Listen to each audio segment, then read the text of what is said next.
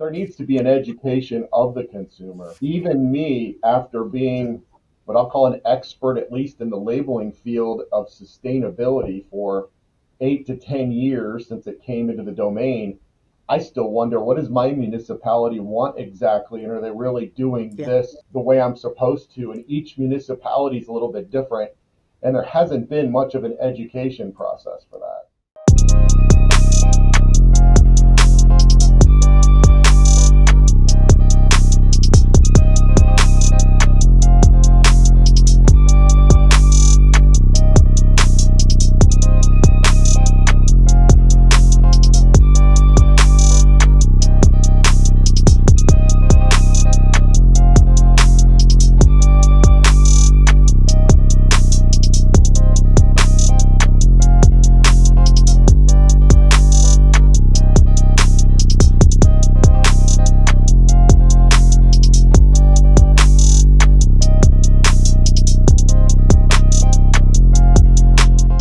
Hello, everyone. Welcome to today's segment right here on the Product and Packaging Powerhouse. I am your show host, Megan Young Gamble, and also Chief Project Officer at GLC, your packaging and project execution team. And so, for today's segment, we are going to be speaking with a powerhouse guest who has 3 patents, has a lot of expertise in the actual label industry, printing industry, and can definitely help you incorporate technology into your labels. But before you do so, make sure you do follow, like, and subscribe to all of our channels so that way you do not miss a segment once we go live on YouTube, as well as all of our streaming platforms. Okay. So for today's powerhouse guest, I have Mr. Chris Doerr, President of Validators, and also the principal owner of Simplify Inc. We're going to have him do an introduction of himself to talk a little bit about it. But let me just let you know, he has over 30 years of experience. I mentioned he has 3 patents. So he's been doing this quite a while and has seen the evolution in the industry. And he's also been recognized as one of the top business executives of 40 Under 40 from the Indianapolis Business Journal as well. Has deep expertise in packaging automation, RFID, and compliance standards. And of course, we're going to talk about sustainability because everybody's talking about it to see if it's true sustainability or if it's sustainable BS. I would love for you to do an introduction of yourself, Chris, how you got into this industry, and what made you develop a love and passion of packaging and printing in the label space. So, ladies and gentlemen, welcome our powerhouse guest today, Chris Doerr. Welcome to the house. Sure. Well, like we talked about, it was purely by accident. So at Indiana University back in 1989, we would have large businesses come on campus and do interviews and such for careers right out of college. And a company called Brady Identification, which was on the NASDAQ at the time and currently on the New York Stock Exchange, asked me if I would interview based on seeing my resume that was circulated. The university did that for you. They circulated your resume to hundreds of companies that interviewed on campus. And after a couple of interviews in Bloomington, Indiana, and then another interview where they flew me to their corporate headquarters, which is still the only time I've ever flown on a private jet, they offered me a position in Thanksgiving of my senior year of college and said, you've got 3 days to decide yes or no. And based on the different career rankings on the job board at the business school, it looked like a good idea, so I did, and it was a very, very smart move. I quickly learned that everybody uses labels except for, to a very small degree, banks, insurance companies, and real estate agencies don't use that many labels other than for addressing envelopes and things of that nature, but pretty much everybody else does. So it wasn't hard to find prospective customers. And then the cool thing is that when you look at 2 labels side by side, even a 5th grader can tell which one looks better than the other, which one's prettier than the other, which one's made better than the other. So there's a quick visual differentiation that almost anyone can make. And after a while, I realized there's no new technology on the horizon that's going to replace labels. There's very little foreign competition in labels. It's a good business to be in. Might as well stay in it. And it grows directly proportional to population growth. So the more people there are buying food, personal care products, household cleaners, medicine, and healthcare products and such, the business is going to keep growing. So I enjoy it, and that's why I've stayed. I love that. And you know what? You mentioned how fifth graders are able to really determine which labels look better than others. I feel like that should be a TV show, just like the one, Are You Smarter Than the Third Grader?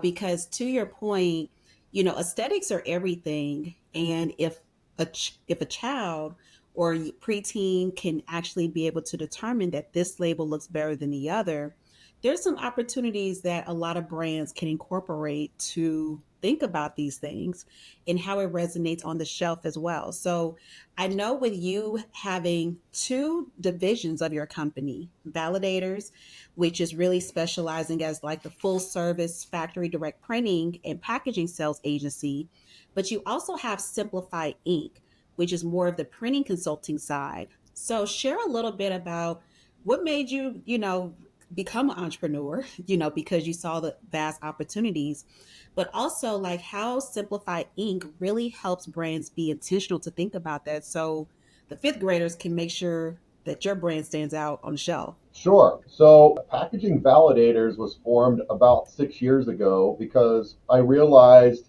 and the market realized there's really no one printer that can handle every aspect of somebody's printed packaging requirements. Some manufacturers are good at handling really large quantities, some at more what I'd call mid-sized quantities, and some with short, quick runs. I also realized that most CPGs, most people buying printed packaging, want their packaging to match across all mediums or all platforms. So they want their folding cartons to match their shrink sleeves, to match their retail displays, to match their labels. And there really wasn't anybody doing that across the board. And so I started Packaging Validators, and it's been really successful being able to offer that to our customers. Where Simplify Inc. came in is with that slogan, we simplify everything you put ink on.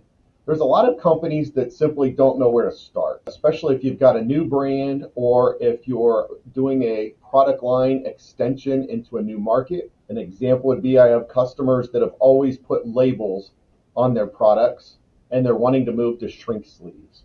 So what we offer is the consulting opportunity where we'll explain what all the best practices are and how they can engage in automation to make those products go on their packages faster, quicker, with less waste and less scrap. And that's where the consulting side of things comes in. Oh, and that's much needed too, because it reminds me of Coca-Cola, the brand, right? Like everybody knows Coca-Cola and the infamous Coca-Cola Red, but how the red executes on metal is different than the labels, is different than the pop displays, different than even printed collateral, and to your point, a lot of brands want to expand their portfolio, line extensions, etc., or go into new markets and print across different substrates and mediums, but don't understand the process of what that looks like. So I commend you and your team, on having the two divisions because they're much needed. And even when I work with clients on my end, I would tell them, we'll provide some insight, but you need to actually seek printing consulting to make sure that your print is optimized across all of your mediums, all your substrates, so we can then properly execute it, when it does go into print. So it's much needed. And to my audience, if you are listening to this and you may be having some challenges or need an expert to really help you optimize your print across all of your substrates, mediums, line extensions, etc., make sure you do contact Chris. His information is down in the show notes for both of his divisions, Validators, as well as Simplify Inc., to simplify the process for anything that you print. So I love that, Chris. So thank you. So let's get into the meat and potatoes. A lot of things we're seeing in the industry and why you decided to stay in the label space, because there's so much opportunity around labels in CPG. And everybody talks about, I need labels. So let's start at the beginning for those who may not understand the different types of labels there are, because they say labels, but they're kind of putting everything into one bucket. So share with the audience, for those who are new to this industry and new to labeling, what are some best practices and the most common labels utilized in the market or across CPG space? Sure. So there's several different categories. The most common that most people are familiar with are pressure sensitive labels. Some people abbreviate that to PS label, but if you're not in the industry and somebody says PS, they're like, what are you talking about? A lot of people still don't know where pressure sensitive, even where that term comes from. And interestingly Yeah. enough, when you have adhesive, I always explain that you've got to make sure that the bread sticks to the peanut butter. If you don't apply any pressure, the peanut butter is just going to sit on top of the bread. Yep. So you need pressure so that adhesive soaks in or oozes into the surface that you're applying the label to. Then after pressure sensitive labels, we have what we call roll to roll film labels. Roll film labels are pretty limited. The most common application that people would be familiar with for those is 20-ounce bottles of plastic soda bottles and 2-liter plastic soda bottles. So that's a continuous web of plastic film that's wrapped around a plastic container, most often a soda bottle. And you'll often see them on aerosol cans as well. So when aerosol cans, rather than being direct decorated, there's often roll-to-roll film is wrapped around the aerosol can where there is no pressure-sensitive backing sheet or liner. The next would be in-mold labels, where specific films are injected into the mold during the blow molding process. There are dozens of really cool videos to watch that happen on YouTube. Most often you'll see that with laundry detergent bottles and other containers that are in super high volume use. Another example would be motor oils, the really high volumes of motor oils. You got to know what your SKU mix is in high volume in order to justify in-mold labeling. And generally you only see it in the largest of large brands in massive quantity runs where it makes sense to do that at the blow molding factory. The next would be shrink sleeves. And shrink sleeves have really grown. One of my suspicions is people have used container shapes and container designs to attract attention to their brand. So instead of having a standard oval or a standard cylinder container, they've come up with special shapes. And we've talked about this in some trade journals over the years where in the design process, it's almost a little bit backwards when it comes to branding and decoration. People pick out what their product is first. Let's just say it's glass cleaner. And then the next thing they pick is what their brand's going to be called and what kind of graphic visual they have for it. That's usually second. Third, they go meet with a plastic bottle and closure company or a metal company and figure out, what am I going to have this package look like? And they come up with this really cool swervy design that flows, that looks different than everybody else. And now we need to put that in production. We've got our logo, we've got our design, we've got our product, a product name, the branding, the mix, the formulation. So now what we need to do is decorate the package. And then I get a call and they say, well, we need to put a label on this. And then when you look at the container, you're like, you can't put a label on a compound curve. I guess you're going to have to go with the shrink sleeve. Sometimes I hear, okay, what do we need to do to move forward with the shrink sleeve? And sometimes I hear, well, we don't want a shrink sleeve. We want a pressure sensitive label. So Yep. we've got to, oftentimes the bottle ends up being redesigned so that it can accommodate a label. And then the next category would be cut and stack or glue applied labels. Those would be what you most commonly see on vegetable or soup cans.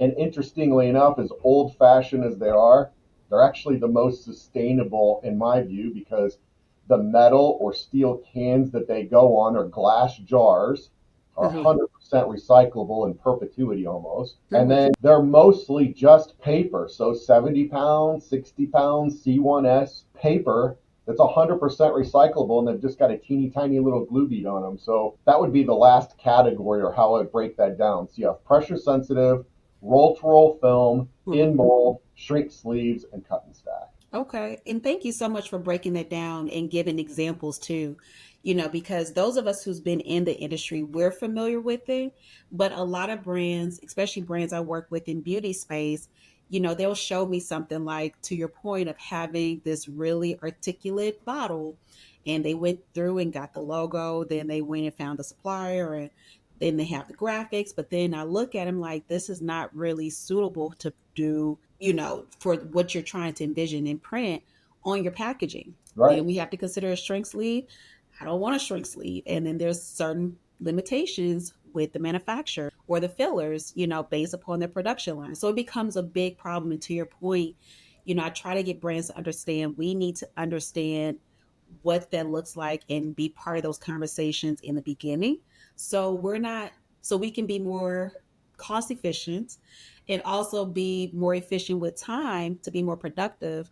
So we are able to expedite where we can, because that takes a lot of time for redevelopment, resources, things of that sort. You understand because you've been in this space for Well, 30 years. there are hundreds of manufacturers that make labels in each one of those five categories.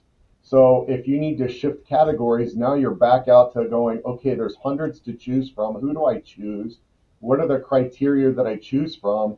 And Yeah, often that's challenging for end users because they've not entered into that decoration space before. They may be used to cut and stack, and now they have to do pressure sensitive, so they're having to learn. So that's where people like you and me come into play because we can educate and guide them rather quickly on what to do, and we've got tremendous experience in it. exactly, exactly. And so based upon all the different type of labels that you mentioned, I'm curious to ask your opinion around this because you said like the glue applied labels, like we see with our canned goods and spaghetti jars. I buy a lot of spaghetti jars. Okay. I make my own spaghetti too, so guys don't judge me. Okay.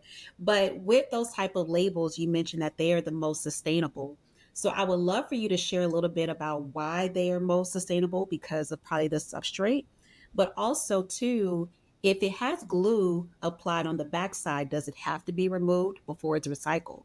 Would love your thoughts. Yeah, so you don't have to, but I'll take this can right behind me, for example. It's a vegetable can, and if I rip at this comes off. It's only got one small bead of glue really holding it on.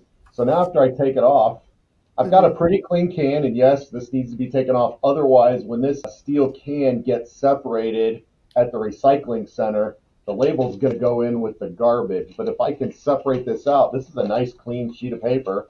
So in that case, that paper could be recycled. Okay. Whether that happens or not, most consumers, and this is where the importance comes in, is there needs to be an education of the consumer. Even me, after being what I'll call an expert, at least in the labeling field of sustainability for 8 to 10 years since it came into the domain, I still wonder what does my municipality want exactly, and are they really doing Yeah. this the way I'm supposed to? And each municipality is a little bit different, and there hasn't been much of an education process for that. Mm-hmm. Absolutely. And even when I think about my municipality, because I'm based in Georgia, everybody knows that in Metro Atlanta, and the city that I live in is like suburban area. So I have county and I have city. And Right. so my recycling is done through the city.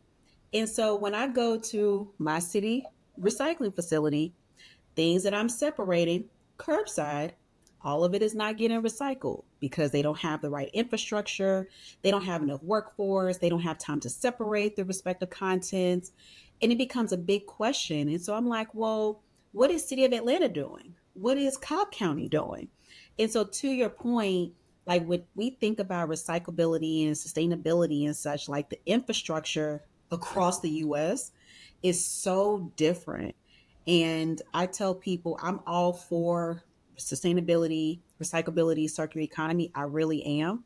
However, if we don't have the right infrastructure in our local municipalities, in local cities, then how are we able to make a positive impact, to help with the circular economy? And so it's so crazy because we have all these big goals and all these roadmaps around sustainability, which we're going to get into more questions and such, and different initiatives that are out here, more regulations, packaging EPR, SB 54. We have all these things in place, but what about our infrastructure on the back end and the responsibility of it from a consumer standpoint? So I don't know. That's just my thoughts. Y'all know I do not sugarcoat on the podcast. I'm very transparent, but I just had to say that because Chris is saying the same thing. Like what we're seeing in different municipalities and how it's recycled may be different depending upon the process and such too. So whole nother topic, but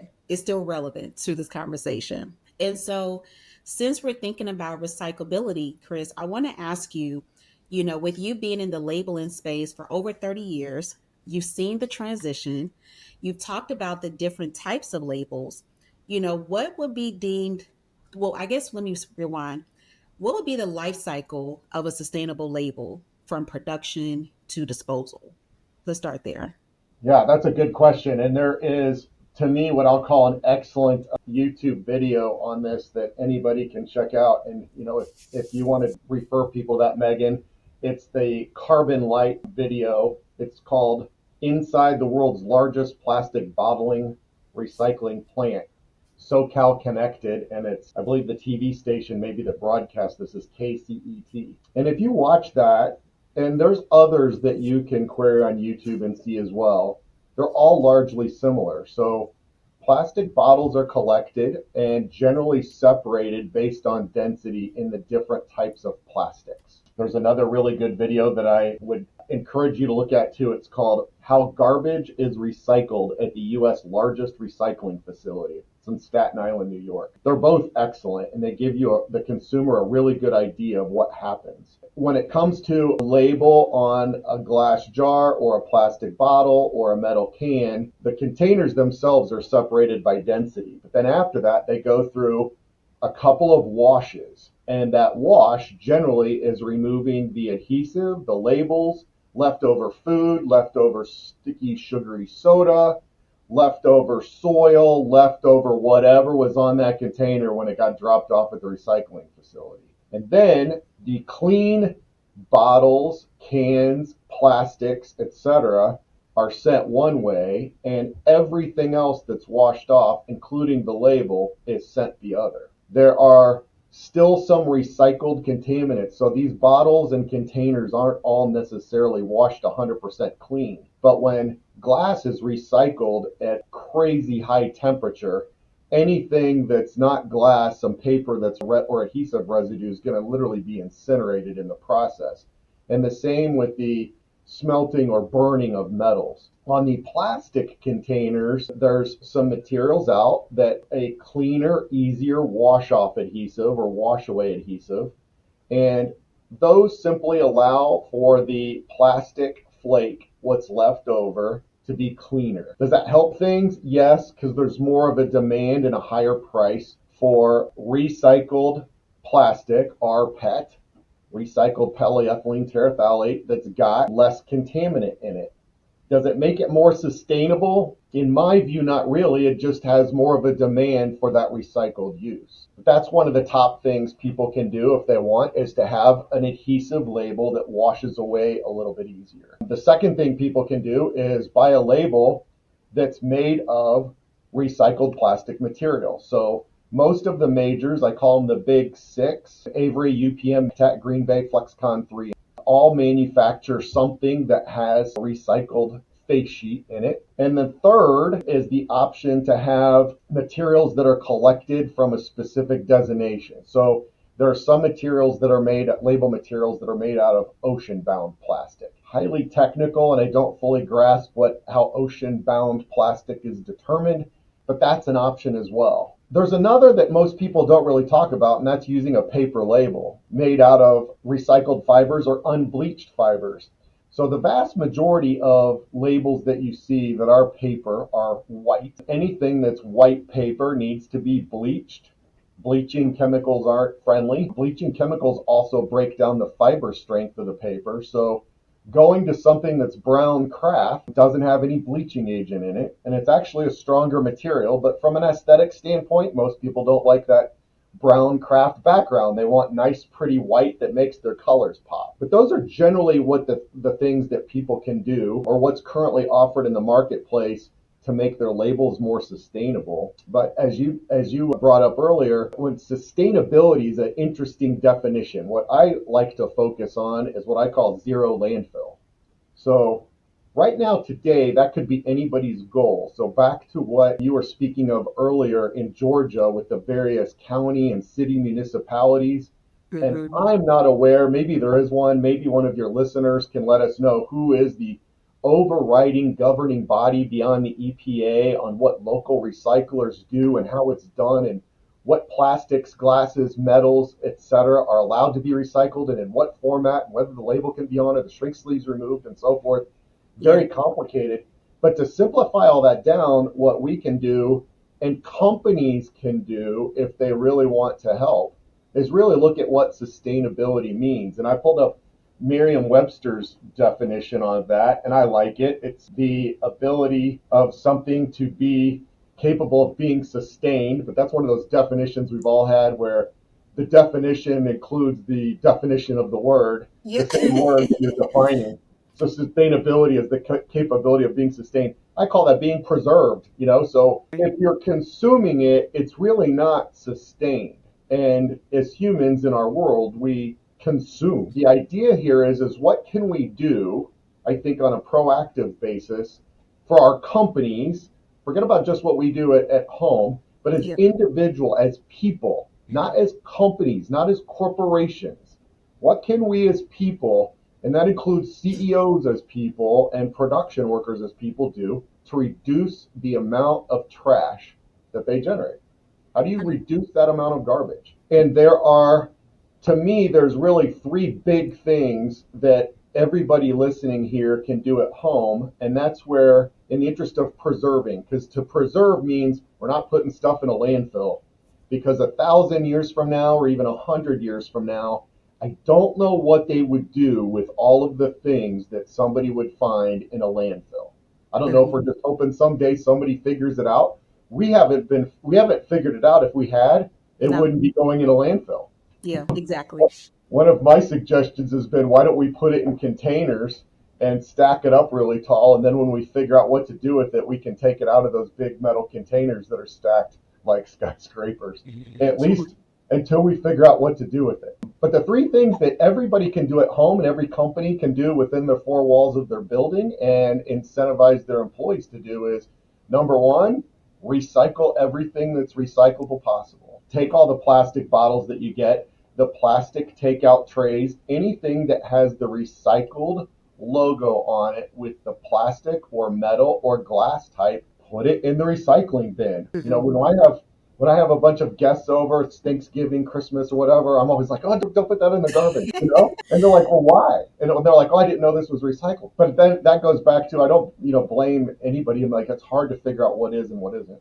Yeah. The second thing that almost everybody could do is, today in the United States, to my knowledge, no municipality collects plastic bags, especially LDPE bags. And I've got a whole video on that. But, there's a lot of multi-layer bags out there that, most pouches and such are not recyclable. They're multiple layers. And today we haven't figured out how to separate those layers. But every bag that goes through my house, God, we try, goes to the store drop-off recycling center at a grocery store near my house. I mean, it's simple. We have a bin, and if it's a Ziploc bag, even the Ziploc bag that I bring my lunch in, after I've, used it, I dust out the crumbs on the inside, and it goes to the LDPE store drop-off recycling bin. And the third thing is to compost. And composting has gotten very little notoriety, especially in the packaging world.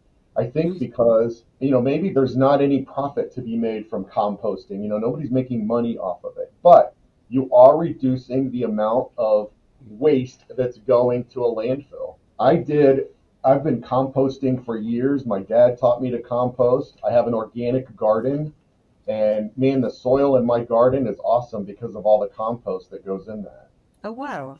But I have had a lot of people over the years say, well, I don't have any sort of way to compost. I live in a condo or whatever. I have an apartment. I don't have a garden. My yard's not too big enough to have a garden. Almost every major city, even smaller cities, have composting centers.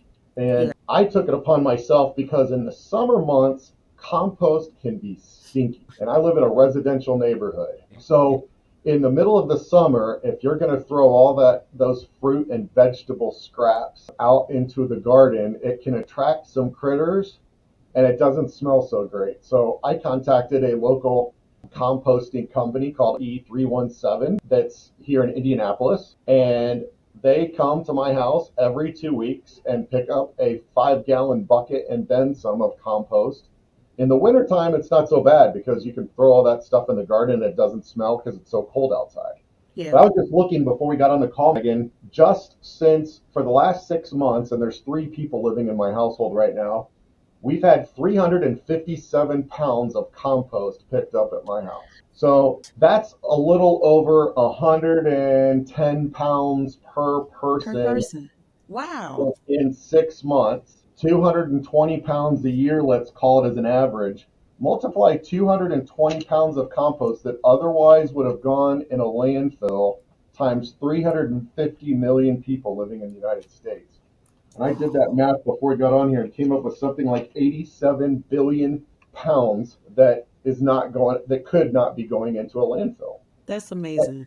But that's true sustainability, because what does that Yeah. compost become? It becomes fertile soil again, and the Yeah. cycle gets completed. And when those composted materials go into a landfill, they're pretty much gone from the earth forever, other than whatever methane gas they generate. And methane gas is one of the biggest pollutants we have, which is biodegrading matter from landfills that's contributing to, not as good of an atmosphere as we could have. So from a company perspective, I think it'd be awesome if all CPGs, of all packagers of things, at least at a personal level, just implemented those three things with a goal towards less landfill. And there is savings because everybody's paying for their trash pickup. And if you've got a massive dumpster behind your corporate building, you're paying every time that thing gets filled up and hauled away to the dump. So the less you Absolutely. can put in there, the better. Absolutely. And I think you mentioned a lot of valuable points, Chris, just based on that question too, because there's something that all of us can do, to recycle everything that has a recyclable symbol. So that means being intentional to review the backside or the underside of all packaging. And please do that, because for those of us who are working directly with the manufacturers, we are taking a lot of time to make sure that things are recyclable and making sure we can put the chase and arrow, say that it is recyclable too. Please do so. It helps us, it helps the environment. So it's a win win win across the board. Definitely taking the recycling, taking like your grocery bags to back to the grocery stores to be recycled, and you mentioned about shrinks, about flexible pouches, because I want to talk about that here in a minute. Sure. But the third point is the composting. Now, I tried composting. I'm going to be honest. I could not get with it, but I need to really invest into a composting service because everybody is not cut out for doing it on their own. And I tried it in the summertime, and yeah, I had the most critters, animals, and more out in my backyard. And I just could not do it because of the smell. But I Well, need I to looked that up invest and into. install for you. So Compost Now services the Atlanta metro area, and they'll do it for home or business. Compostnow.org. Well, you know what? I'm going to be adding that down to the show notes and add it to my list as well to look into and get that service, because there's, even with just me and my husband and now expecting a child, we have so much stuff that's coming in the house. And yeah, if you like the analogy you gave of the three people of having like over three, like 110 pounds per person, and how much y'all are waste, just thinking about that, like that's something that all of us can do who are listening to this interview as well, to be very intentional and thinking about how we can help with the zero landfill waste that you talked about as well. And guys, Chris has a really good video talking about these same points on his YouTube channel. So we will link his YouTube channel down in the show notes as well as the two additional resources he mentioned, as well like how garbage is getting recycled, and then inside the largest recycling facility. So we'll link those down in the show notes for you all, so we can so we all can watch it and gain some additional perspective. And so still on the point of sustainability, because we Yes. talked about things that are recyclable, but we have a lot of companies who are looking to transition their packaging to more flexible pouches. We're seeing, I feel like in beauty, in food, we're seeing influx of flexible packaging heavily being utilized, but not all of those are recyclable. Most of them are not recyclable at all. So we'd love to hear your perspective of like this transition you're seeing with companies going to flexible pouches, and some of the limitations around recyclability around those as well. Sure. So there's a pro and a con with the multi-layered pouch, and most pouches are multi-layered. There's typically a graphics layer, something that you can print on. And then there's typically what we'd call a barrier layer, which keeps your dry ingredient dry so that it doesn't take on any moisture. It's also an odor barrier as well, so that you don't smell what's inside the package. You know, I always use Kool-Aid as an example. You could have you could have 100 flavors of Kool-Aid in front of you, but you can't smell which package which, right? That's true. You can see the flavor printed on the outside graphics, but you can't smell the flavor through the package. That's the barrier layer. And then there's what's a sealant layer that holds things together, and when it goes through a heat sealer, holds the package together and maintains the product inside. We don't have the technology today that I've seen. Maybe one of your listeners has somebody, but I've not seen the technology to separate those three layers. The question is it sustainable? Well, that goes back to my original definition. Mm-hmm. No, in the sense of, will that preserve forever? No, there will be landfill generated from it. Mm-hmm. And that's why I think the bigger focus for the United States and the world, and Europe really leads us in this, is zero landfill, or a goal of zero landfill. And the pouch helps get us to way less zero landfill. So if you look at a traditional rigid container, whether it's plastic or glass or steel or whatever, mm-hmm. It takes up more space. And if it does not get recycled, then it's going to take up more space in the landfill and contribute to more pounds of solid waste in the landfill. So by going to a flexible film pouch that, breaks down to almost rolls up into a tiny little piece once it's been emptied, that's creating or contributing to less landfill. The other sustainability, and again, I don't understand a little bit where it's sustainable to use less. Less is just smart, and using less and being smart has been around since the beginning of time. And using less to generate a bigger profit makes sense because you want to do whatever you can to generate a profit. But I don't know if that's sustainable just because you're consuming something. If I use less food in my refrigerator each week, I've still consumed all the food in my refrigerator. If it took me 3 weeks to eat it all instead of 1 week, I still consumed it all. Right. I didn't sustain the food in my refrigerator. So the other area, or the biggest focus that I often see though is in the trucking or freight. So I've seen all kinds of multiples on this. If you look at a truckload, a 40-foot trailer of empty plastic bottles, what that weighs and how many units you're able to yield from that. I've seen all kinds of charts showing that one truck of rolled pouch film could yield 100 trucks of plastic bottles or glass bottles, or rigid boxes.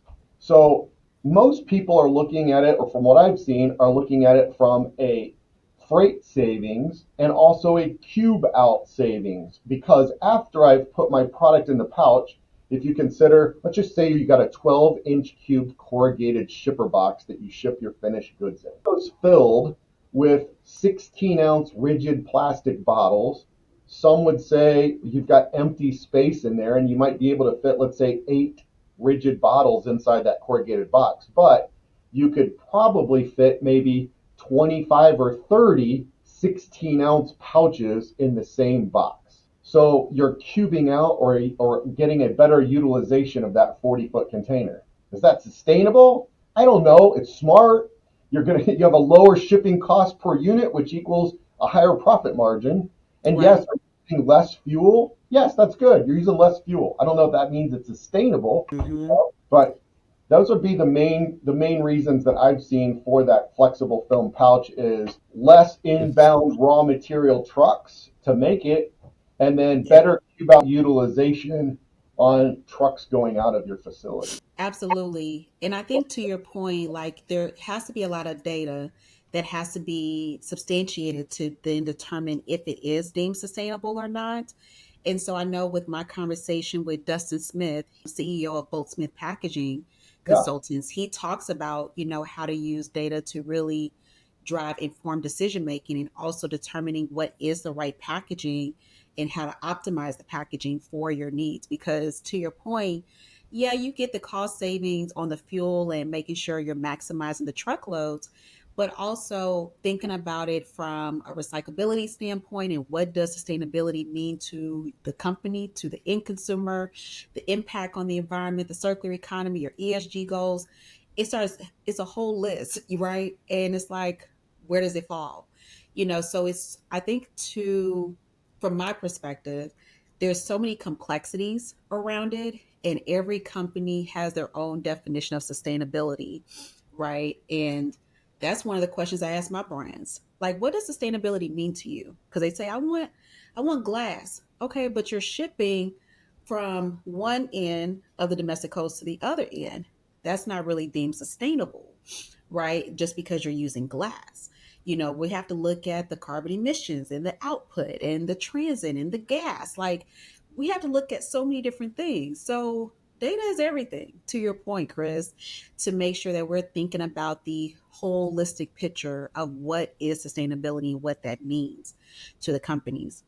And so that leads me to my next question, because you've worked with countless brands across various industries: farm, food, beverage, beauty, and more. Like, can you share a case study where switching to sustainable labels has led to a tangible environmental or business benefit for the client? No, not in the context that we've talked about what sustainability truly means in terms of Okay. preservation or ongoing contribution to the planet. But the common thing that people would typically do, and again, I don't know if you can call this sustainability, but it's using less. So those simple things are using brown craft labels instead of bleached white labels. Another has been, I've had customers that will go to a thinner label material.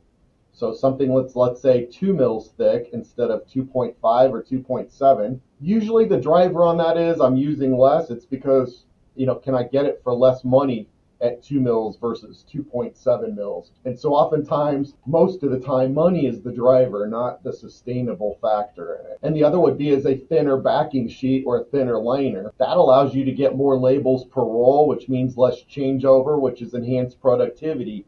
So again, those decisions are usually based on making more money doing it this way. It is more productive in my factory to do it this way. I don't know if that makes it sustainable or not, Yeah. but if your definition allows that, so be it. But those are some of the things that we do. You do reach an area of diminishing returns, though, because the thinner a label is, the more challenging it is to apply. When I've sold a lot of label applicators over the years and still do, we sell label applicators all the time. And generally, the thicker and more rigid the label is, the easier it is to apply. The thinner it is, the more susceptible it is to wrinkle and curl and edge puckers and just manipulation to get it on the container. So there's a area of diminishing returns. There's a reason why labels aren't 1/1000th of a mil thick. Absolutely. And I appreciate you being transparent about that too, because, we have so many people who have the conception that, or perspective that, oh, if I go from this material to this material, it will be deemed more sustainable. And I'm saying that in quotes. And then they go through the practice, they invest the money, they come to market, and then you see it's not really sustainable. It's more sustainable BS, like you talked about before, right before this call. And so we start getting into greenwashing around what sustainability looks like for some of these clients. And in the beauty space, I'm going to just put it out there, I'm 100% transparent. We see a lot of fluff around sustainability efforts and initiatives from the brands. And you mentioned a point earlier that is so relevant, which is there's not a lot of education around this space and what sustainability truly means, and having the true definition, from the brands to the people that are working on the brands, to how you interact with your suppliers and your manufacturers, to the clients, to the infrastructure. Like, it's a full life cycle process, and I stay a student. I'm on a lot of webinars to seek to understand, to gain more perspective, because there's so much conversation around this, but yet there's not enough education that is on a mass, excuse me, that is on a mass platform. to really educate everybody alike and what is the best practice. So it's always good to have these conversations with powerhouses like you and other people that's been on the podcast, because I don't want no fluff, and that's the thing. Like we have to get to a point where we have to stop the fluff and really get to the real facts and the data that is helping to support it. And guys, one thing I'm going to link in the show notes for you all is one of Chris's quarterly newsletters, where he actually has a quarterly label and packaging market watch newsletter that has rare information about the industry. The next one is dropping on March 31st, so very timely. So that information will be down in the show notes so you all can get that market report. I'm going to be getting it myself so we can all be reading and educating ourselves around this space. So Chris, we're coming up to the top of the hour. We can have these conversations all day, but I'm going to try to get on two more questions. Okay, two more. So you're very passionate about technology in this space, especially how to incorporate RFID, with labels and different type of packaging materials. So how are you integrating RFID and NFC into sustainable, I'm saying in quotes, labeling? And what are some of the benefits that the brand and end users alike can have with utilizing this technology? Yeah, excellent question. And at present, RFID is exploding in popularity. Everybody knows Walmart's got their initiative. Dick's Sporting Goods has their initiative. There's lots of discussion about other significantly sized major retailers doing the same and having each item RFID tagged, which provides tremendous benefits for inventory accuracy and then much better accuracy on fulfillment of orders and knowing what you have. So when a consumer orders it, you can fulfill the order closer to 100% of the time with greater accuracy. And that's what's really driving this. If you click on a website and order something, you want it to show up in 24 to 48 hours, not 3 weeks from now. Nobody likes getting the out of stock, sorry, we're out of inventory on that. Nobody likes getting that message, and RFID helps address that. From a sustainability perspective, it's going to get separated and washed out, one would hope, during that wash process we talked about. But there is something that could be done from a sustainability perspective on the NFC side of things, and that is you could, RFID tags in NFC near field communication. That's the same thing as your Apple Pay, Google Pay, Samsung Pay, and so forth. You've got to tap it or touch it.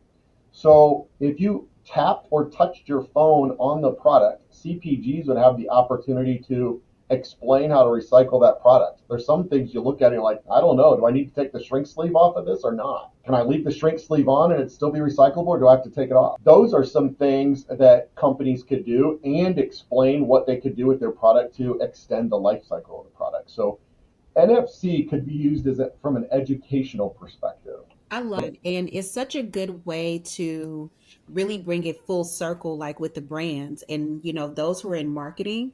This is something that can be very strategic position for the companies too, where I can get my phone, I can tap your product, learn about the whole story behind the brand, the products, the ingredients, especially in beauty, where it's being sourced from, and then how to recycle the packaging, and thinking about the circular economy and the impact. And it could be a whole strategy around that. And I love that you incorporate that, Chris, with your clients too, because to your point, it's really about how to explain the full life cycle, across the brands. And it's something as consumers, the end consumer, it's something tangible where we get excited and we're like, oh, we're information hungry. We want to be more conscious of how we're being positive to the world and help reduce waste, or like you said, zero landfill approach.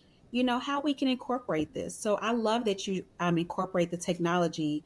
And guys, Chris has 3 patents, that incorporates these elements too. So I will link the 3 patents so you can actually go and read them, because it's very intuitive and it is very insightful of how the technology is being incorporated in some of his patents that he has had the opportunity to really showcase from 1997. He's been in the industry 30 years, but the patent started 1997 through 2005, I believe. Right. So we'll link those down to the show notes so y'all can take a look at it as well.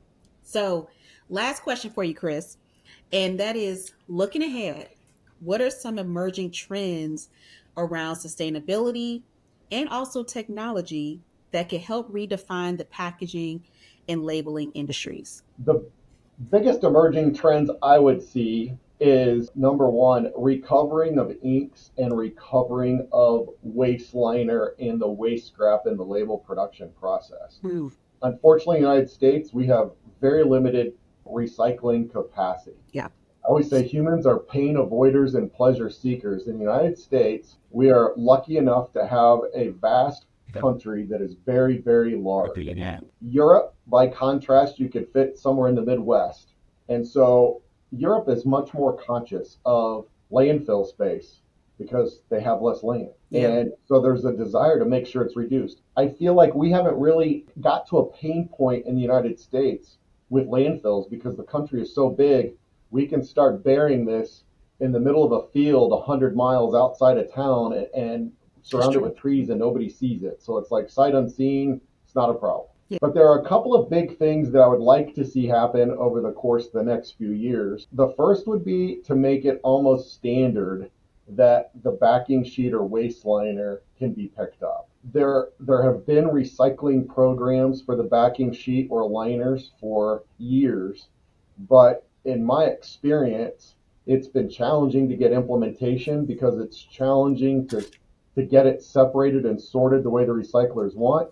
And once China stopped accepting recycled products a few years ago and said we're not importing anybody's stuff to recycle, our recycling capacity is basically maxed out. And there's not, to my knowledge, and I've tried to do some research on this and it's very hard to find, more recycling capacity coming online to handle 100%. So as consumers, if we want 100% of what we put to the recycling bin to be recycled, there needs to be the capacity to recycle all that versus shifting it to a landfill. So if there's a way to get the waste liner, that would be one. And then the other would be, leftover inks. And there are already programs that exist for ink recovery, especially with water-based inks and being able to recover clean water from the water-based inks. And then with waste liner, most backing sheet or liner is very pure. It's precision calipered, it's dense, and very good from a recycling perspective. But those would be the two things that I would like to see some focus on over the coming years. I love that. And I would love for you to do a YouTube video talking about like leftover inks and especially like water-based inks, because that's something that's new to me. And I would love to learn more about that. And I'm sure our listeners would as well, because to your point, that's an emerging trend that's not commonly talked about, and what that process really entails. I would love you to do a YouTube video on that. So I'm putting you on the spot. Maybe this could be in one of your quarterly reports, however you decide to deliver it for push communications. But to your point, it's something that's not really talked about.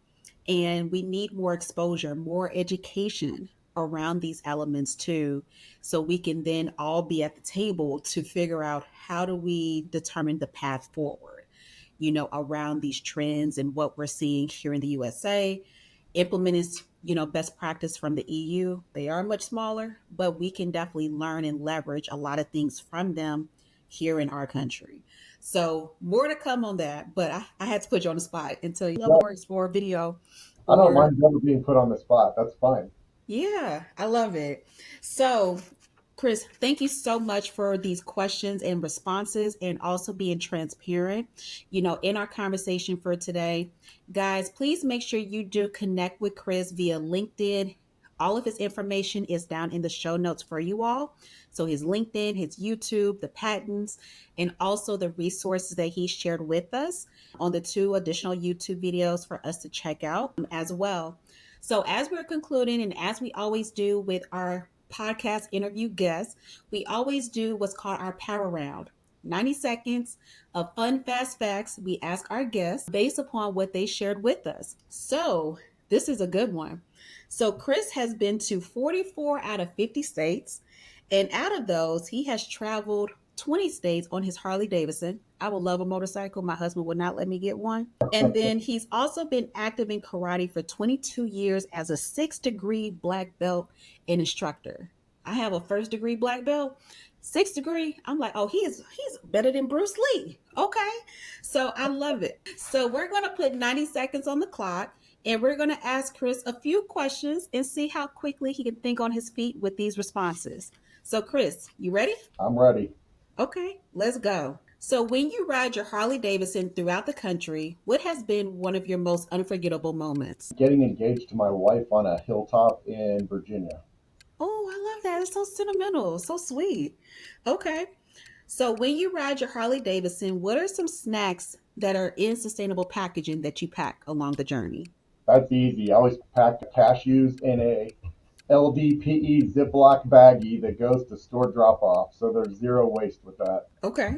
Yeah, he talked about it early in the conversation today too. So make sure you go back and listen to that clip. Okay. So you may have already answered this, but I'm gonna ask you to name one of another iconic moment you've experienced during your travels out of 44 out of 50 states. I'm going to get to knock off three more this year, but if anybody has not been there yet, the most beautiful place in the country to me is Western South Dakota. Holy cow. Ooh. So when you ask that, the first thing that comes to mind, there's a Jason Aldean song that says, "Feel that freedom on your face, breathing in all that open space." Ooh. And that is what South Dakota is like. It looks like, I would imagine, heaven does, but it's on earth. Ooh, I love that. I haven't been to South Dakota yet, but definitely on the bucket list since you mentioned it.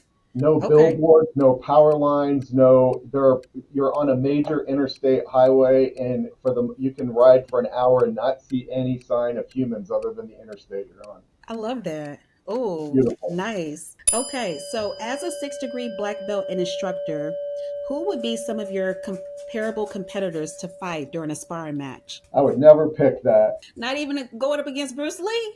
We all, No? we, all, we always say, we only do things in self-defense, so I wouldn't pick anybody. Okay, fair enough. And that aligns with principles, which is the last question. What is one principle you teach in karate that is applicable to life and business? Integrity. I think I might have shared this when you asked a few weeks ago, but we teach everybody in karate class, and the definition we give is a very easy one. It's doing the right thing even when no one else is watching. That's it. Try to teach everybody that God's watching, so integrity is doing the right thing no matter what. And even if it doesn't appear somebody's watching, the big man upstairs still is. Amen. And guys, that was one of the pieces of wisdom that he gave me as I'm embarking on motherhood too. So it's so applicable in life and in business. So I love that. And I actually printed it off and put it into my book of wisdom to reference as well. So, Chris, thank you so much for Welcome. playing our power round. And guys, we have come to the end of our segment for today. So, with our powerhouse guest, Chris Doerr, president of Validators and also the principal owner of Simplify Inc., he talked about the importance of sustainable labeling, also making sure we're not greenwashing. But the main thing he really emphasizes is the zero landfill approach, where you can recycle everything that has a recycling symbol, take your grocery bags back to the store to be properly recyclable, and also consider composting. There are some great resources and companies that can actually help compost for you so you don't have to. I talked about my experience earlier as well. But he also shared a little bit about how RFID is really booming here in the US markets and why it is so important for us to consider and think about the life cycle of incorporating this technology as well. And so, ladies and gentlemen, thank you so much for tuning in to today's Powerhouse interview with Chris Doerr. Chris, let everybody know how they can get in contact with you. Sure. The easiest way is to email me, chris@pkgvalidators.com, or you can call our office, 317-740-0123, or request info on our website at v.validatorllc.com. Perfect. And guys, all his information for him and his team is down in the show notes as well as his YouTube channel. So check him out. And we look forward to seeing the Water Based Ink video as well. And then also the additional resources he shared with us on today's segment. So guys, thank y'all so much for tuning in. As I always say, make sure you do share this with your network because our net worth is based upon our network. So share this with at least 5 people in your network to make sure that we're helping to educate and give exposure to all of our people who are diligently working in the packaging space. So thank y'all so much, and we look forward to seeing you on the next segment. Talk to you soon. Yeah.